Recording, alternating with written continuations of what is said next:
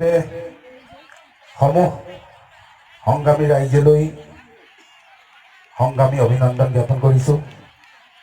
মোক মাতি আনি দুটা গীত গোৱাৰ সুবিধাখন দিলে। এই প্ৰতিবাদস্থলীত যোৱা 9 তাৰিখৰ পৰা আমি একেৰাহে গোটেইকেইটাই ঘূৰি ফুৰিছোঁ। যলৈকৈ মাতিছে তলৈকৈ যাবলৈ চেষ্টা কৰিছোঁ। উপৰোক্ত বক্তাসকলে কৈ যোৱাৰ দৰে যিবোৰ কথা আপোনালোকক ক'লে, আচলতে সেই কথাবোৰকে মই সুৰ কৰি গাবলৈ চেষ্টা কৰিছোঁ। প্ৰতিবাদ কৰিলে হয় প্ৰতিবাদী, প্ৰতিবাদ কৰিলে হয় প্ৰতিবাদী, বিপ্লৱ কৰিলে হয় বিপ্লৱী। আৰু ন্যায্য প্ৰাপ্য বিচাৰি যদি সংগ্ৰাম কৰা হয় তেতিয়া আমাক সজাই দিয়া হয় সন্তানবাদী। গণতন্ত্ৰ বোলে গণতন্ত্ৰত হেনো ৰাইজেই ৰজা ৰাইজেই প্ৰজা। কিন্তু এতিয়া এনেকুৱা লাগিছে ওলোটাটোহে হৈ থকা দেখিছো। আৰু সেইকাৰণেই ক'ব খুজিছো এই ফেচিবাদী চৰকাৰখনক, এই নাগৰিকত্ব সংশোধনী আইনৰ বিৰুদ্ধে প্ৰতিবাদ কৰিবলৈ গৈ আমাৰ এই বুকুৰ কুটুম 5জন তেজাল ডেকা আমাৰ মাজৰ পৰা অকালতে হেৰাই গ'ল। ইয়াত মই যিমানটো জানো এজনৰ নামটো অকণমান ভুল হৈ আছে, দ্বিজেন্দ্ৰ নহয় বিজেন্দ্ৰ হয়, গতিকে বিজেন্দ্ৰ পানজি। গতিকে আটাইকেইজনলৈ শ্ৰদ্ধাঞ্জলি জনাইছোঁ, আত্মাৰ সদ্গতি কামনা কৰিছোঁ। আৰু সেই দিনটোলৈ মনত পৰিছে সিদিনা আবেলিৰ কথা, জনতাৰ তেজেৰে ৰাজপথ ৰাঙলী হোৱাৰ কথা, বুকুৰ সহুদৰ বুকুৰ বঙ হেৰাই যোৱাৰ কথা, সেই কাল নিশাৰ কথা, তুমিওতো জানা সেই কথা, তুমিওতো জানা সেই কথা। ৰাম বুলি আজি মূৰত তুলি সমাজে পাতি লোৱা ৰাৱণ ৰূপী সেই ৰজাৰ কথা, ৰাৱণ ৰূপী সেই ৰজাৰ কথা। ৰাম বুলি আমি জানো মূৰত তুলি লোৱা নাছিলো? এতিয়া সেই ৰামৰূপী ৰজাই আজি ৰাৱণ ৰূপ ধৰিলে। গতিকে ক'ব খুজিছো, তুমি ৰজাই হোৱা, যাবা, তুমি ৰজাই হোৱা বা মন্ত্ৰী হোৱা, আমাৰ প্ৰয়োজন নাই, আমাৰ প্ৰয়োজন নাই। তুমি ৰজাই হোৱা বা মন্ত্ৰী হোৱা, আমাৰ প্ৰয়োজন নাই, আমাৰ প্ৰয়োজন নাই। নকৰিবি আৰু লাঞ্চিতা বঞ্চিতা সমাজৰ সৰু মানুহ বুলি অকৰ কাকো অৱহেলা, ৰাইজে ধৰিব যায়, ৰাইজেই ধৰিব যায়, ৰাইজে ধৰিব যায়, ৰাইজেই ধৰিব যায়। সাধন কৰাৰ চলেৰে মন কৰিছনো কিয় তহঁতে, মন কৰিছনো কিয় মোৰাই দুখনি হাতত সোণৰ খাৰু পিন্ধাম বুলি কৈ লুৰি কলি লগালিনো কিয়, লুৰি কলি লগালিনো কিয়, লুৰি কলি লগালিনো কিয়, লুৰি কলি লগালিনো কিয়। সোণৰ খাৰু পিন্ধা নাথাম বুলি কৈ লোহৰ শিকলিয়ে বান্ধিব খুজিছে মোৰ আই অসমে। আপোনালোক সকলোৱে জানে, আমি জানো, গোটেই অসমখন বাংলাদেশে ইতিমধ্যে চানি ধৰিছে। ই হিন্দু বাংলাদেশী হওক নাইবা মুছলিম বাংলাদেশী হওক, আমাৰ অসমীয়া এক কথা, আমাক হিন্দু বাংলাদেশীও নালাগে, আমাক মুছলিম বাংলাদেশীও নালাগে। গতিকে ইমান লাখ লাখ ৰাইজ আজি ৰাজপথলৈ ওলাই আহিছে। কি কাৰণে ওলাই আহিছে? মই যোৱা বছৰে লিখিছিলো এটা গীত,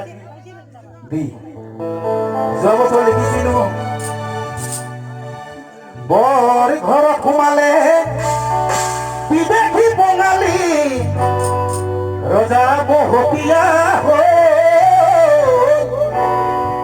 অধিকাৰ স্বাভিমান, ভাষা মোৰ অভিমান, পনীয়াৰ হাতলৈ গ'ল।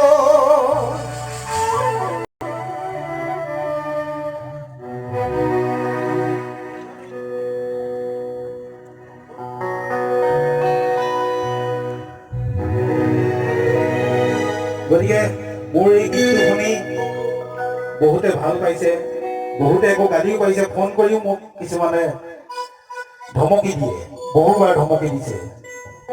গতিকে মই সেই ধমকিলৈ কেয়া কৰা মানুহ মই নহয়। গতিকে এজন মঙলদৈ মানুহ এজনৰ লগত মই বেয়াকৈ লাগিছো। মোৰ নামটো আছে মনত, খালি এতিয়া নকওঁ বাৰু। বা যি কি নহওক, মই কি লিখিছিলো, এই যে 860জন শ্বহীদ, এই 8জন শ্বহীদৰ ত্যাগৰ মূল্য অথলে যাব নেকি, এই তেনেকুৱাবোৰ কথা অকণমান লিখি সুৰ কৰি গাবলৈ চেষ্টা কৰিছিলো এনেকৈ।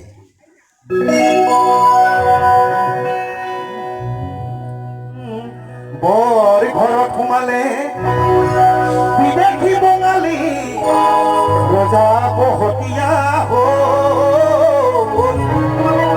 অধিকাৰ স্বাভিমান, ভাষা মোৰ অভিমান, পনীয়াৰ হাতলৈ গ'ল।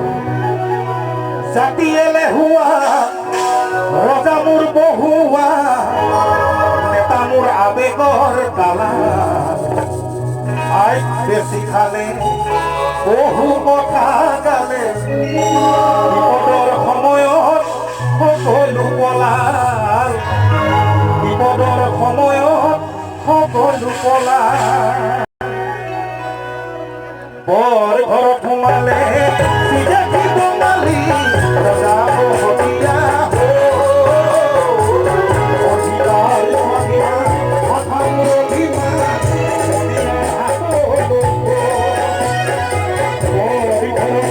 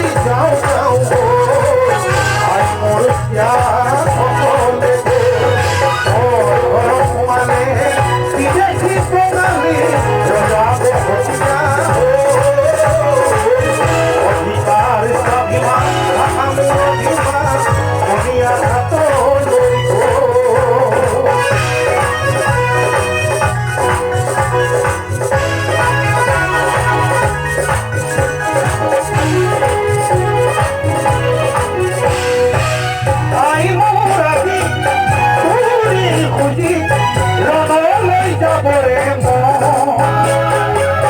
আই মোৰ আজি তোৰ দুখ দেখি উতলি উঠিছে আই মোৰ আজি তোৰ খুচি ৰলৈ যাবৰে আই মোৰ আজি তোৰ দুখ দেখি উতলি উঠিছে জাতি মাটি ভেটি আবে করে ভেটি নিজে কোন ভক্তিরে বহুনে কাকো আই মোর জ্ঞান অকলে ঘর সোমালে নিজে কি পনলি বজাব হতিয়া অধিকার স্বাহিমা ভাষামু হতিমা কনিয়ার হাতলৈ কনিয়ার হাতলৈ